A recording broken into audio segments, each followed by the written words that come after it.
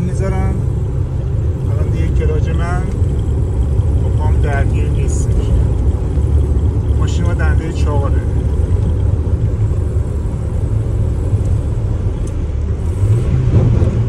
دنده 3 بدون کلاج. دنده 4. ببینید تو دنده های معکوس باید واسه تنظیم دور موتور وسط دنده، یعنی این موقعی که دنده رو خلاصش میکنیم گاز بدیم تا دور موتور و دور گیربکس و باردون ایزو بشه تا دنده ما جا بیفته. الان ماشین 80 تا سرعت به راحتی وقتی گازش تنظیم میشه دندهش جا میره، دنده مستقیم به راحتی عوض میشه. نکتهش اینه که توی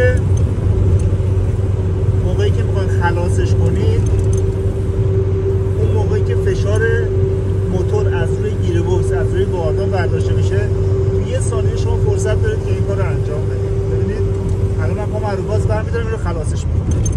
گاز وسط دنده من با 3 جا میره، دنده مستقیم به راحتی عوض میشه.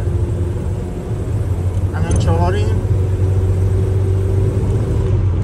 5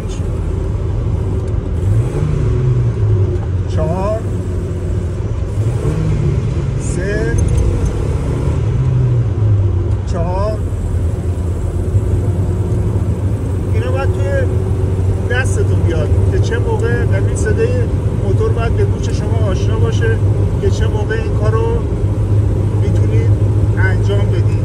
وقتی صدای موتور به گوش شما آشنا باشه دیگه احتیاج نداره به دور موتور نگاه کنید ببینید دور موتورتون چقدر دیگه به راحتی با صداش میفهمید که چقدر بعد گاز بدید چه موقع دندتون رو خلاص کنید. خب ممنون از اینکه نگاه کردید.